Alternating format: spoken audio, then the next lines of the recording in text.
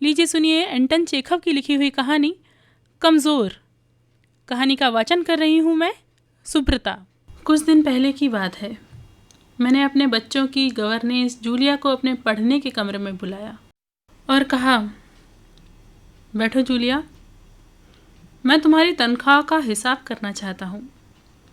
मेरे ख्याल से तुम्हें पैसों की ज़रूरत होगी और जितना मैं तुम्हें अब तक जान सका हूँ, मुझे लगता है तुम अपने आप तो कभी पैसे मांगोगी नहीं, इसलिए मैं खुद तुम्हें पैसे देना चाह रहा हूँ। हाँ, तो बताओ, तुम्हारी तनख्वाह कितनी तय हुई थी? 30 रूबल महीना तय हुई थी ना? जी नहीं, 40 रूबल महीना, जूलिया ने दबे स्वर में कहा। नहीं भाई, 30। मैंने डायरी में नोट कर रखा है। मैं बच्चों की गवर्नेंस को हमेशा 30 रूबल महीना ही देता आया हूँ। अच्छा, तो तुम्हें हमारे यहाँ काम करते हुए कितने दिन हुए हैं? 2 महीने ना? जी नहीं, 2 महीने 5 दिन। क्या कह रही हो? ठीक 2 महीने हुए हैं भाई, मैंने डायरी में सब नोट कर रखा है। तो 2 महीने के बनते हैं 60 रूबल, लेकिन 60 रूबल तभी बनेंगे जब महीने में एक भी ना का ना हुआ हो। तुमने इतवार को छुट्टी मनाई है, इतवार तुमने काम नहीं किया। कोलिया को सिर्फ घुमाने ले गई हो, इसके अलावा तुमने 3 छुट्टियां और ली हैं। जूलिया का चेहरा पीला पड़ गया। वह बार बार अपने ड्रेस की सिकुड़ने दूर करने लगी, बोली एक शब्द भी नहीं। हाँ, तो 9 इतवार और 3 छुट्टियां, यानी 12 दिन काम नहीं हुआ। मतलब ये कि तुम्हारे 12 रूबल कट गए। उधर कोल्या 4 दिन बीमार रहा और तुमने सिर्फ तान्या को पढ़ाया। पिछले सप्ताह शायद 3 दिन हमारे दांतों में दर्द रहा था और मेरी बीबी ने तुम्हें दोपहर बाद छुट्टी दे दी थी। तो इस तरह तुम्हारे कितने नागे हो गए? 12 और 7 19, और तुम्हारा हिसाब कितना बन रहा है? 41 रूबल, ठीक है ना?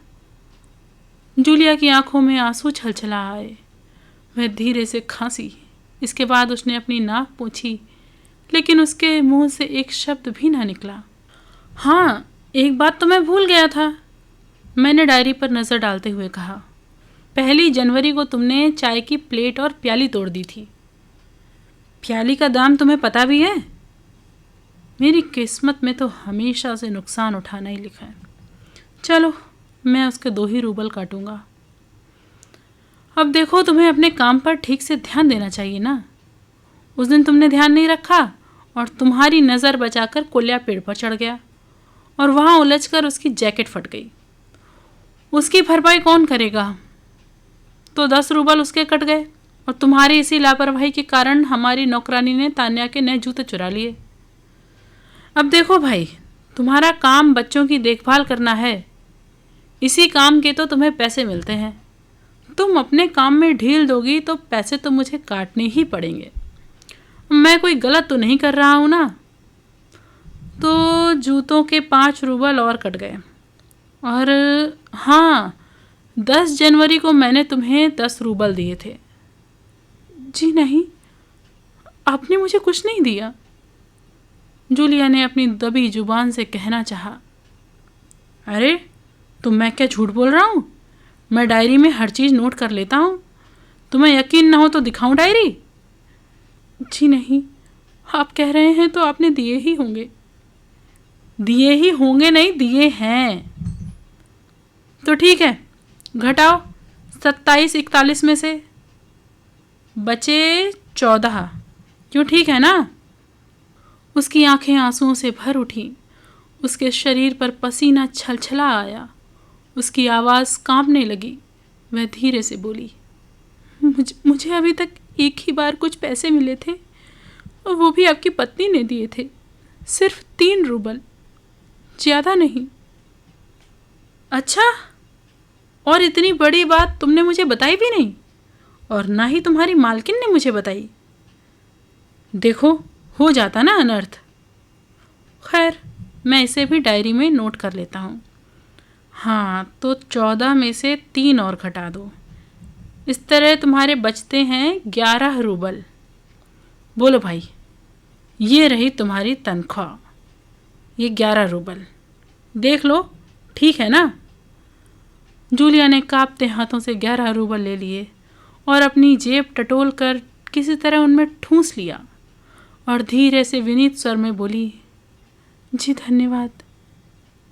मैं गुस्से से आग बबूला होने लगा। कमरे में टहलते हुए मैंने क्रोधित स्वर में उससे कहा, धन्यवाद किस बात का? आपने मुझे पैसे दिए, इसके लिए धन्यवाद। अब मुझसे रहा नहीं गया। मैंने ऊंचे स्वर में लगभग चिल्लाते हुए कहा, तुम मुझे धन्यवाद दे रही हो, जबकि तुम अच्छी तरह जानती हो कि मैंने तुम्हें ठग लिया है, तुम्हें धोखा दिया है, तुम्हारे पैसे हड़प कर तुम्हारे साथ अन्याय किया है। इसके बावजूद तुम मुझे धन्यवाद दे रही हो? जी हाँ, इससे पहले मैंने जहाँ जहाँ काम किया उन लोगों ने तो मुझे एक पैसा तक नहीं दिया। आप कम से कम कुछ तो दे रहे हैं। उसने मेरे क्रोध पर ठंडे पानी का छींटा मारते हुए कहा, उन लोगों ने तुम्हें एक पैसा भी नहीं दिया जूलिया। जूलिया, मुझे इस बात के लिए माफ़ कर देना कि मैंने तुम्हारे साथ एक छोटा सा क्रूर मजाक किया, पर मैं तुम्हें सबक सिखाना चाहता था। देखो जूलिया, मैं तुम्हारा एक पैसा भी नहीं काटूंगा। ये रहे तुम्हारे 80 रूबल, मैं तुम्हें अभी देता हूँ, लेकिन उससे पहले मैं तुमसे कुछ पूछना चाहूँगा।